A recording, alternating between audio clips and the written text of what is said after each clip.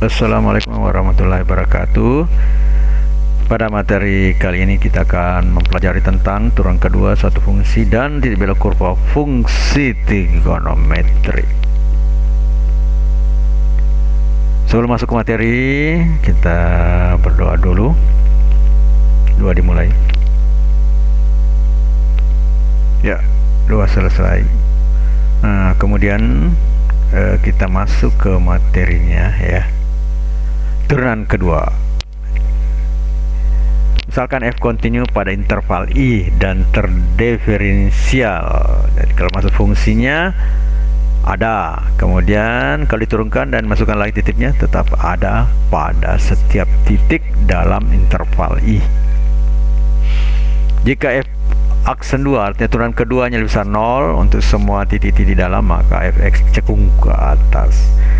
Jika turunan keduanya lebih kecil 0, maka dikatakan cekung ke bawah. Jadi itu hasil dari turunan kedua ya. Jadi kalau dia lebih besar berarti dia cekung ke atas, jika lebih kecil berarti dia cekung ke bawah pada titik ya, setiap titik dalam i. Selain untuk melihat kecenderungan dari titik kedua, turunan adalah menentukan titik belok dari suatu grafik. Jadi pada titik itu dia berbelok, apakah dia sebelumnya cekung ke atas, cekung ke bawah, atau sebaliknya cekung bawah kemudian cekung ke atas. Jadi harus dimisalkan fx ada fungsi terdiferensialkan 2 kali pada x sama dengan suatu titik p dengan f aksen 2 atau turunan kedua p itu sama dengan 0. Titik PFP merupakan titik belok. Jika f turunan kedua lebih kecil 0 untuk x lebih kecil a, fungsi cekung ke atas, fungsi cekung ke bawah, f turunan kedua dari x lebih besar 0 untuk x sebesar a, fungsi cekung ke atas. Jadi kalau dia lebih kecil dengan x nya yang lebih kecil dari titik yang sudah kita tetapkan sebagai titik belok, maka dia itu cekung ke bawah.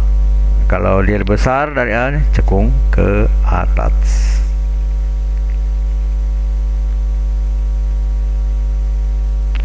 Itu yang kedua tadi. Jadi kita kembali lihat titik P kedua, jika turunan keduanya lebih besar dari 0 sedangkan dia lebih kecil ya, maka turunan adalah cekung ke atas. Jadi kalau dia lebih kecil tapi f ini lebih besar, maka cekung ke atas. Kalau dia fx turunan keduanya kecil 0 sedangkan x nya itu lebih besar dari titik yang ditetapkan sebagai titik balik, maka dia fungsi cekung ke bawah. Nah, ya. Menjelasnya yang perlu adalah f aksennya ya, turunan keduanya kalau besar berarti cekung ke atas, kalau turun berarti ke bawah. Untuk lebih jelas perhatikan gambar. Nah, contohnya ini misalnya titik D. Kalau x nya lebih kecil dari p ya, tidak ini anggaplah titik balik, maka ini lebih kecil, maka begini bentuknya dia cekung ke bawah ya. Sedangkan kalau dia lebih besar dari p x nya ya, dari titik balik yang kita tetapkan ini, maka dia adakan cekung ke atas. Ini namanya titik balik ya, cuma berbelok seperti motor berbelok ya. Yang jelas kalau turunan kedua lebih besar 0, maka cekung ke atas. Kalau turunan kedua dari fx itu lebih kecil 0, berarti cekung ke bawah. Berdasarkan gambar di atas, titik merupakan titik belok karena di sebelah kiri titik D kurva cekung ke bawah dan titik cekung ke atas, atau sebaliknya titik belok terjadi di sebelah kiri titik tersebut kurva cekung ke atas dan titik sebelah kanan cekung ke bawah. Titik D disebut titik belok, juga bisa kita uji menggunakan turunan pertama. Perhatikan gambar di bawah ini. Nah, ini bisa juga ya. Kalau turunan pertamanya besar 0 berarti fungsi naik, terus kalau turunan pertamanya kecil besar 0 ya, fungsi naik ya. Kalau dia kecil berarti fungsi turun. Ini kita bisa lihat titik D, kalau x yang lebih kecil p ternyata lebih besar, berarti dia fungsi naik. Dia fungsi naik, tapi yang untuk menentukan kecekung atau tidaknya ya dari turunan kedua.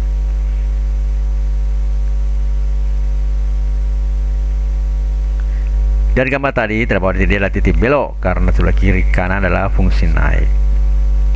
Jadi fungsi naik kelihatannya naik, berarti naik lagi. Kalau misalnya dia berarti turun titik puncak. Kalau dia sama-sama naik atau sama-sama turun, berarti merupakan titik belok. Itu juga bisa dites dengan pakai fungsi pertama. Tapi kan topik sekarang kita adalah turunan kedua. Di titik belok juga terjadi sebelah kiri dan sebelah kanan titik tersebut. Kalau sama-sama fungsi naik, di mana titik persekitaran P itu lebih kecil dari titik P atau lebih besar dari titik P, ternyata sama-sama fungsi naik. Artinya apa? F aksen X nya itu lebih besar daripada 0, maka itu dikatakan titik belok. Kalau dia memakai turunan kedua, maka kita bisa menentukannya dengan cara kalau dia lebih besar berarti cekung ke atas, kalau dia di bawah berarti cekung ke bawah, ya. Kalau lebih kecil 0 dan satu lebih besar 0. Dari turunan kedua pada titik di persekitaran titik belok. Contoh, Y sama dengan sin 2x tambah 40 derajat pada interval 0 derajat sampai 360 derajat. Berarti turunan pertamanya Y 2 cos 2x tambah 40. Turunan yang di dalamnya 2, turunan yang di depannya sin ini ya. Jadi ini yang turunkan dulu sin, berarti cos 2x tambah 40 kali turunan di dalam sini, berarti 2. Artinya 2 cos X ditambah 40 derajat. Kemudian turunan kedua. Turunan cos adalah min sin, sehingga di sini min. Kemudian turunan yang di dalamnya adalah 2. 2 kali 2 4, berarti min 4 sin 2x tambah 40 derajat. Untuk mencari titik beloknya, maka kita pakai persamaan trigonometri ya. Persamaan trigonometri mencari sudut-sudut yang bersesuaian. Min sin 2x tambah 40 derajat sama dengan 0 ya, karena syaratnya untuk titik belok memakai fungsi kuadrat, bukan fungsi kuadrat, turunan fungsi kedua itu disamakan dengan 0. Kalau ada yang memenuhi berarti x nya itu merupakan titik belok. Sin X sama dengan 0 untuk interval 0 sampai 360 adalah 0 derajat dan 180 derajat. Jadi ada ya 0 derajat dan 180 derajat. Itu yang berdiri 0 pada interval 0 sampai 360. Mungkin bisa lihat atau ingat-ingat grafik sin ya. Bentuknya sin itu di 91, kemudian di titik 0 ya, dan titik 180 derajat menghasilkan 0. Sehingga 2x tambah 40 derajat itu sama dengan 0 kali K 360. Nah, kita samakan 2x tambah 40 derajat sama dengan 0 tambah K 360, dan yang kedua 2x tambah 40 derajat sama dengan 180 ditambah K 360. Jadi ini yang bersesuaian, ini sudutnya, dan kelipatan 360 karena periodiknya untuk sin dan cos itu ke 60, sedangkan tangan 180. Jadi kita lihat ya, langsung kita ambil dulu untuk 2x tambah 40 sama dengan 0 tambah K 360. Nah, maka 2x tambah 40 sama dengan 0 tambah K 360, atau persamaan jadi 2x sama dengan min 40 derajat tambah K 360 derajat, atau x sama dengan min 20 derajat ditambah K 180 derajat. Kenapa menjadi seperti itu? Karena masing-masing kita bagi 2. Jadi persamaan x nya sekarang menjadi x sama dengan min 20 derajat ditambah K kali 180 derajat. Nah, langsung kita pelajari untuk periodiknya ya, yang bersesuaian itu. Kalau K nya misalnya kita ambil 0. Kenapa kalau kita tidak ambil 0 di sini? Karena kalau kita ambil 0 hasilnya adalah negatif. Kalau negatif kan di luar interval. Nah, makanya kita ambil K1.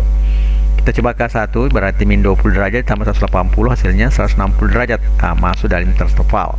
Berarti masuk perhitungan, dia masuk himpunan penyelesaian. Selanjutnya kalau K2 berarti min 20 tambah 360, berarti 2 kali 180 tadi menjadi 360. Hasilnya adalah 340 derajat ya. Kalau untuk K3 kenapa tidak? Kalau K3 sudah melebihi ya, sudah melebihi dari 360 derajat. Jadi hanya 2 K yang digunakan itu K sama dengan 1 dan K sama dengan 2. Nah, sekarang untuk yang selanjutnya 2X tambah 40 sama 180 tambah K 360. 2X tambah 40 sama 180 tambah ke 360. 2X sama 180 kurang 40 berarti 140 derajat ditambah ke 360. Sama tadi caranya, dibagi 2 sehingga hasilnya adalah X sama dengan 70 derajat ditambah ke 180. Jika K 0 maka X sama dengan 70 ditambah 180. 0 ke 180 sama dengan 0 ya. Salah 70 di situ ya, harusnya 70. Kalau K sama 1 berarti 70 ditambah 180 sama dengan 250. Di sini ada kesalahan, harusnya di sini 70 ya, salah jumlah. Untuk K0, kenapa tidak ada untuk K2? Karena sama tadi ceritanya sudah lebih dari 360. Jadi X memenuhi adalah 70, 160, 250 dan 340. Di sini bukan 0 derajat ya, salah ketik tadi, harusnya 70 derajat. Jadi X yang memenuhi adalah 70, 160, 250 dan 340. Jika X 70 maka sin 2X tambah 10 sama dengan 2 kali 70 derajat sama dengan sin 180. Sin 180 itu nilainya kan 0, sehingga Y sama dengan 0. Jadi titiknya pasangannya adalah 70 derajat, 0. Jika X 160 derajat maka sin 2X tambah 40 derajat sama dengan sin 2 kali 160 tambah 40.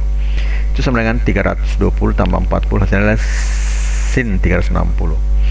Di sini 360 derajat itu sama dengan 0, sehingga Y sama dengan 0. Jadi titiknya adalah 160, derajat, 0. X nya 250, berarti sin 2X tambah 40, berarti sin 2 kali 250 tambah 40 itu sama dengan sin 500 derajat tambah 40 derajat atau sin 500. Sin 500 ini bisa kita masukkan lagi ke apa namanya, sistem proyek itu dengan K nya. Kalau kita misalnya mau mengetahui berapa, jadi K nya itu min 1, jadi 40 ditambah K min 1 berarti hasilnya adalah 180. Berarti di sini adalah sin 180. Sin 180 di sini ada kata sin ya. Sin 180 itu sehingga Y sama dengan 0 karena sin 180 sama dengan 0. Jadi titiknya adalah 250,0. Nah, sekarang kalau 340, sin 2X tambah 40 derajat. Jadi sin 2 kali 340 derajat ditambah 40 sama dengan sin 680 tambah 40 atau sin 720. Sin 720 ini kelipatan daripada 360 ya, 2 kali 360 berarti sinnya sama dengan 0 derajat. Sehingga sin 0 derajat itu sama dengan 0 atau titiknya ini menjadi 340 derajat, 0. Sehingga HP nya adalah 70 derajat, 0, 160 derajat, 0, 250 derajat, 0 dan 340 derajat, 0. Itu adalah titik-titik belok yang ada pada grafik sin 2X ditambah 40 derajat. Sekarang kita uji, ambil titik di sekitar titik belok tersebut. Benarkah titik belok? Kita akan tes ya. Coba ambil sekitar 70, 65. Maka sin 2X tambah 40 derajat sama dengan sin 2 kali 65 derajat sama dengan sin 170. Bisa dilihat di kalkulator atau apapun, hasilnya adalah 0,174 derajat. F aksen lebih besar, berarti dia cekung ke bawah. Kemudian yang kedua kita ambil 75 ya. Kalau kita ambil 75, 2 sin 2X tambah 40 derajat, sin 2 kali 75 tambah 40, sin 90, 190 derajat. Hasilnya itu min 0,7174 artinya turun keduanya lebih kecil 0, berarti dia cekung ke atas. Jadi bentuknya cekung ke bawah dulu kemudian cekung ke atas. Nah, terbukti bahwa dia adalah antaranya itu ada dua persamaan, satu cekung ke bawah kemudian cekung ke atas, artinya dia adalah titik belok. Bagaimana dengan titik-titik yang lain?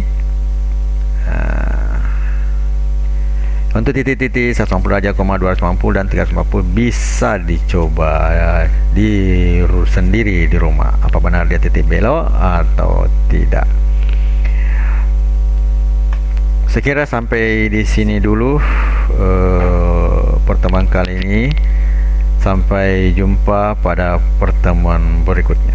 Assalamualaikum warahmatullahi wabarakatuh.